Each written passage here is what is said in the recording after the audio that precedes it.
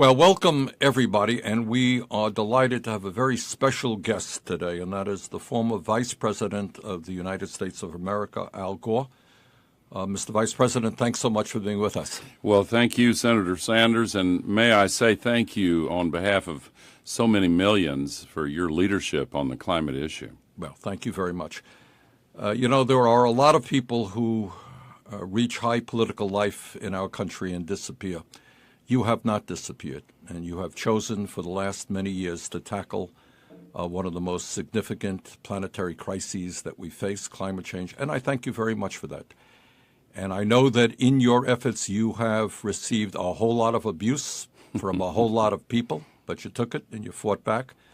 And you are just releasing, I believe this week, a brand new movie called An Inconvenient Sequel. Can you tell us a little bit about it? Yeah, thank you for asking. An Inconvenient Sequel, Truth to Power, will open in select cities on July 28th, and then it'll open everywhere on August 4th. It will tell you everything you need to know about the climate crisis, about the solutions to the climate crisis, and how you can become an activist and help personally to solve the climate crisis.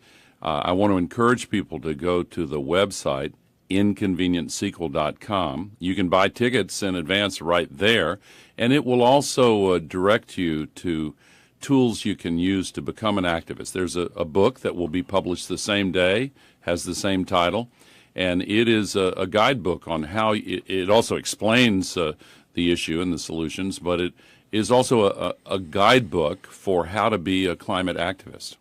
Let me ask you this. It's been 10 years since you did An Inconvenient Truth. What's changed in 10 years? Two big things have changed. Number one, the climate-related extreme weather events are way more common now, unfortunately, and way more destructive. Here in the U.S., just in the last 7 years, we've had 11 so-called once-in-a-thousand-year downpours. We have seen all over the world how every night on the TV news is like a nature hike through the book of Revelation. And yet the news media frequently fail to connect the dots and explain why these crises are occurring. The second big change is that we now have the solutions. A decade ago, the solutions were visible on the horizon, but you had to rely on the technology experts to assure you they were coming, but now they're here. And in a growing number of cities and regions, electricity from solar and wind is cheaper than electricity from burning fossil fuels. There was a contract signed in one of our states 2 weeks ago at half the cost of electricity from burning coal or gas, and the cost continues to come down. Now the battery prices are coming down quickly, which is going to lead to a whole new round of price reductions in renewable energy. Electric cars are becoming more commonplace.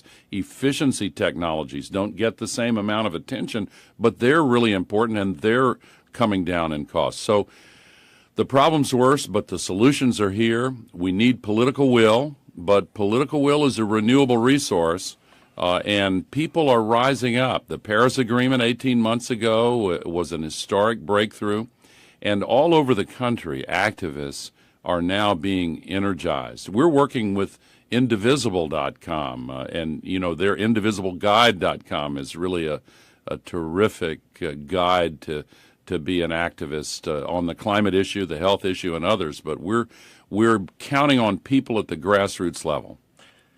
I think, Mr. Vice President, most people in our country, despite our current president, understand that climate change is not a hoax, that it is very real, that it's very dangerous. Most people, I think, want to see us move to sustainable energy and energy efficiency. Yet we are seeing, especially from the Republican Party, all kinds of opposition. What is the source of that opposition? What role does the fossil fuel industry play now? I was recently in Florida, Nevada, Arizona, 3 states with enormous solar exposure, yet there's very little solar there. Why is that? Well, the fossil fuel companies and the fossil fuel burning utilities have used their legacy political and economic clout to control those who they've captured in the state legislatures, to put obstacles in the path of energy freedom and energy choice. You take Florida. It is called the Sunshine State. One of these carbon polluters said publicly, yes, it's the Sunshine State, but remember, it's also the partly cloudy state. And they have tried to make it illegal to lease solar panels from anybody but the coal-burning utility. You know, the carbon polluters have actually taken the playbook from the tobacco companies. There's a great book called The Merchants of Doubt that documents this thoroughly.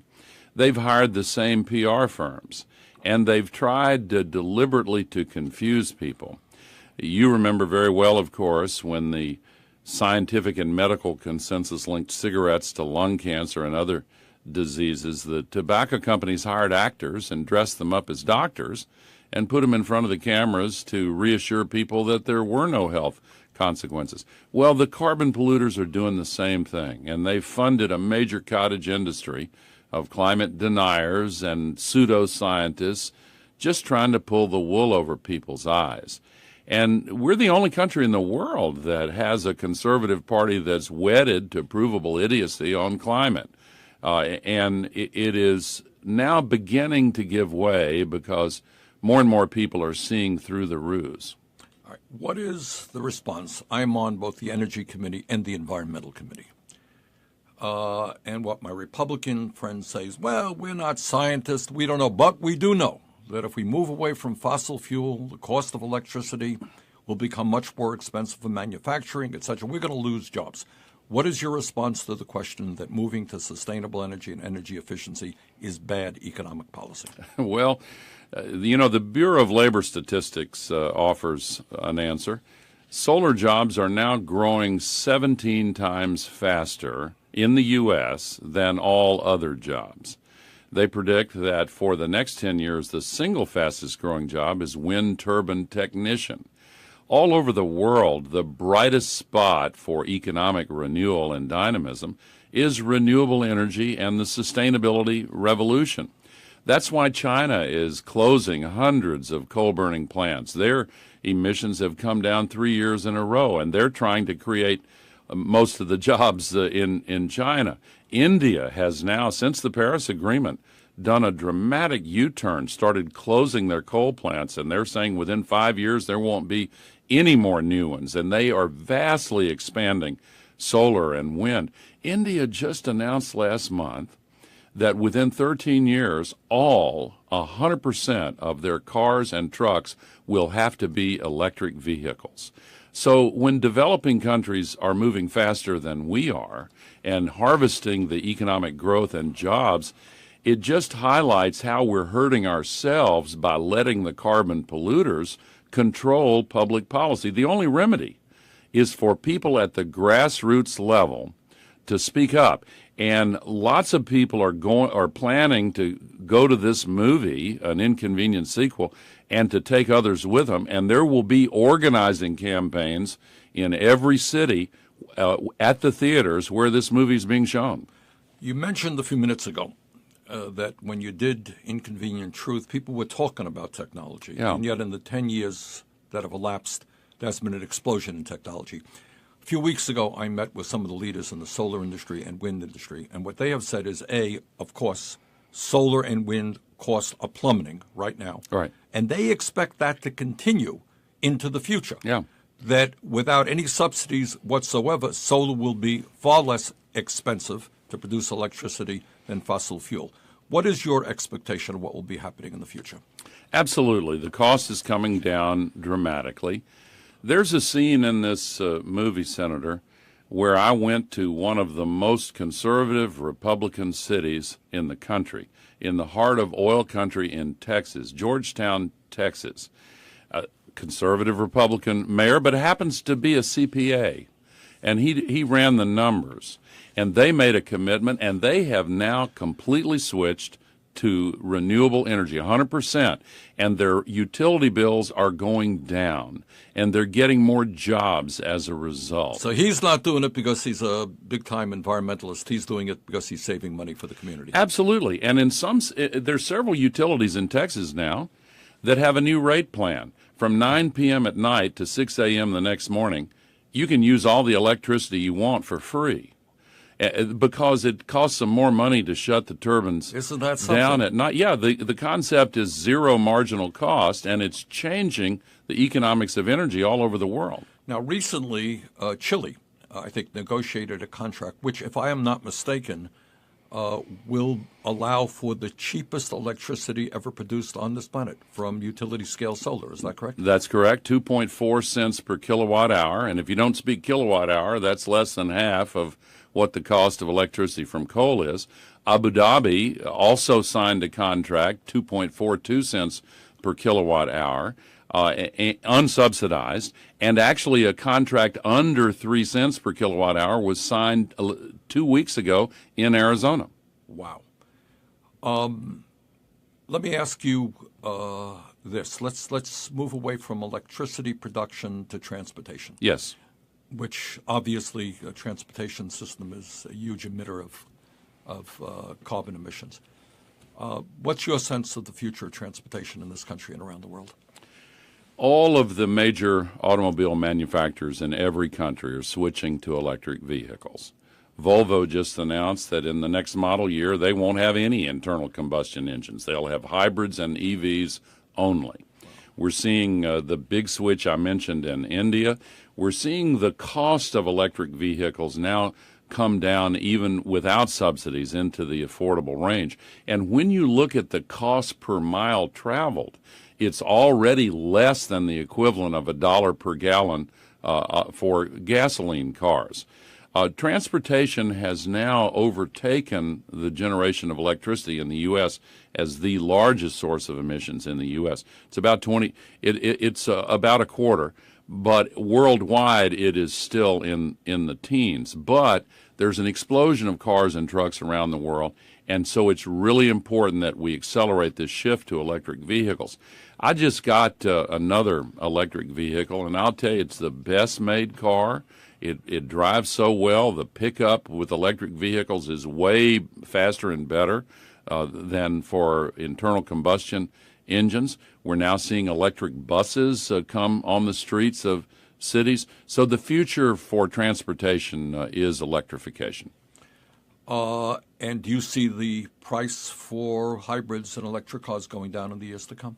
Absolutely. The new consumer model that Tesla put out is eminently affordable. Electric vehicles have been seen as available really only to those with enough money to afford them, and that has been a barrier. But now the cost is coming down dramatically. And that's why all these manufacturers around the world are switching to them. And you're getting new entrants into the marketplace. The entry barriers to internal combustion engines are very high. Not so with electric vehicles, and we're seeing an explosion of new models that people really are enjoying. One of the major technological breakthroughs in recent years has been the creation of batteries, in the sense that they can now store, making electricity 24 hours a day, in a sense. Talk about the potential of that in terms of the growth of solar. Great question, and really a central point, because the renewable energy has always been what they describe as intermittent, and it's a fancy word for saying that the sun doesn't shine at night and the wind doesn't blow, right? Wind doesn't always blow. And one of the reasons why those utilities I mentioned earlier are giving the electricity away for free at night is because they have so much of it. But now the battery prices are beginning to drop very, very quickly. There are new battery approaches, new chemistries. Lithium ion is the one we always hear about, and that's the first mover that's dominating the market. But there are a lot of new chemistries coming into the marketplace. And as the batteries come down further, the combination of affordable battery storage and renewable energy generation will completely transform the energy sector. The fossil fuel burning utilities talk among themselves about what they refer to as a utility death spiral. In Europe, a lot of the utilities are moving faster than they are here in the U.S. to switch over to renewable energy. But we have this problem in our political system where big money calls the shots all too often. You've been so great in pointing that out, Senator, and congratulations on proving that a campaign can be run now on only on small donations. That's what's needed to revolutionize our politics. But so long as big money has its current influence, then they can use their lobbying and their campaign contributions to force the state legislatures under their control to hold back solar and hold back wind. But, this is not a partisan issue. When people, the head of the Atlanta Tea Party was contacted by the Koch brothers wanting to get their support for holding back solar, but she had just put solar on her house, and she said, wait a minute, and she contacted the Sierra Club, and they formed a new group called the Green Tea Party, and they defeated that legislation in Georgia. And similar uprisings are now taking place all over the country. I think what you're saying is whether one considers oneself an environmentalist or not, people are going to understand that if you want cheap, sustainable electricity, we're going to be moving to solar and to wind. Now, I know that you have been working hard not only here within the United States, but all over the world, including developing countries. Yes. And the argument from developing countries has been, why do we want to move away from coal when we didn't cause this climate change? It was the United States, it was Europe, maybe China, it wasn't us. What does this revolution in sustainable energy mean to developing countries around the world? Well, it's similar to what happened with telephones. Back in 1980, I was serving in the Congress here in D.C., and I was an early adopter of one of those big, clunky, early model cell phones. Around that time, AT&T asked for a study of how many mobile phones could they sell by the year 2000. And McKinsey came back and said, good news, 900,000. Well, actually, when the year 2000 arrived, they sold 900,000 in the first 3 days of the year and 128 times that much for the year. And the reason is the big growth was in developing countries, in poor countries, because they were able to leapfrog the development pattern that we had followed, and instead of putting these telephone poles and wires all over the place, they just went straight to mobile phones. And if we could do that, we would now. I hardly ever answer my landline anymore. It's just a telemarketer anyway, and people use their mobiles. Well, the same thing is true with solar panels. There are so many people in the world that have no electricity, but now they have the opportunity to get it with cheap solar panels that don't require the landline electricity grids. So there's really an incredible explosion of these panels being installed in West Africa, East Africa, Southern Africa, India. These are people living in isolated villages who now, for the first time in their lives, will have access to reasonably inexpensive electricity. That's correct, and it's happening. There are 300 million people in India alone, almost the population of the U.S., that have no electricity. And they wouldn't get it if they waited for the old coal-burning utility grid. But they are getting it now. I have a friend who sells these things, and he was telling me of his effort to sell one to a woman householder in India. She said, no, 30 rupees a month is too much. And he said, well, what about 1 rupee per day? She said, you've got a deal. And what that illustrates is their new business models, pay as you go. And now they're selling these ultra-low power DC television sets connected to the solar panels. So it's transforming the way of life in developing countries. It seems to me that if we had a sensible president now who half understood the crisis and the need to move forward, what we'd be talking about is making it easier financially for people who don't have the money now to install solar. Yeah. That we'd be investing in solar and wind and so forth. All right, I think our time is running out here. I want to thank you again for being a leader not only in this country but in the world, in calling attention not only to the crisis but to the solutions, to rallying the people not only in America but all over the world. What we are talking about is the future of this planet for our kids and our grandchildren, and the need for the American people to stand up and to tell the fossil fuel industry that the lives of our future generations are more important than their short-term profits. And you've been doing that. And I thank you very much. And I hope that this new movie is going to be the kind of success that I know it will be. Well, thank you for your leadership, Senator. Your voice has been clear and compelling, and it means so much to so many of us. Go to the website, inconveniencsequel.com. Get your tickets in advance. The movie is An Inconvenient Sequel, Truth to Power, and the book of the same name. Thank you for having me today. My pleasure. Thank you.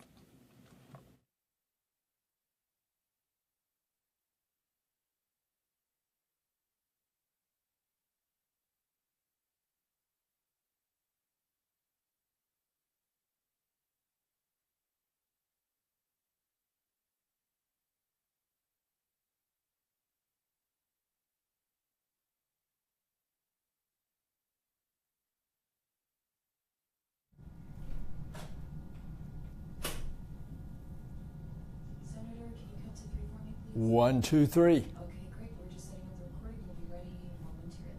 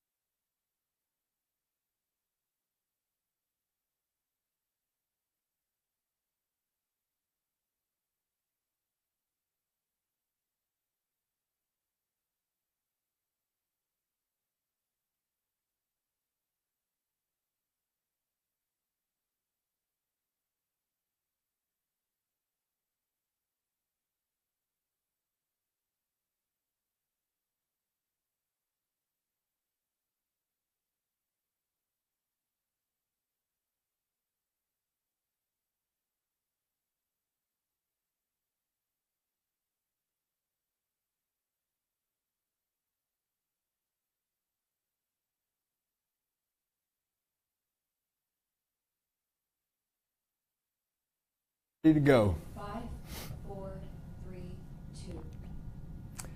I really wish I could be with you in person for this tremendous event because small businesses are the cornerstone of our local economies. When you help small business succeed, it helps the community. So thank you for all that you do to help the small and medium-sized minority-owned businesses here in the Tampa Bay region. A few months ago, I held a series of roundtable discussions with small business owners from all around the state to discuss a bill that we had filed to cap the tax rate for small businesses at 35%. Now, as you know, under current law, many of our small business owners are being forced to pay a tax rate almost up to 40%. And while larger corporations are only paying a max of 35%. Well, that's just not right. So earlier this year, I met with Republican Senator Susan Collins of Maine, and we filed bipartisan legislation that would allow small businesses to pay either the individual rate or the corporate rate, whichever is lower for them. And it also caps the maximum tax rate for all small businesses at 35 instead of the present current law of 39.6. So it's just one small way that we can do to help small businesses succeed.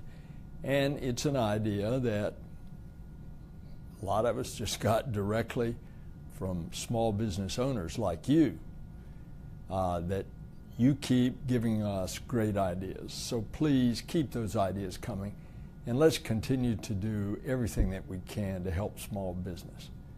Thank you again for all that you do, and thanks again for inviting me to be with you today. I really hope that you have a wonderful event and wish you the best for future success. Thanks a lot.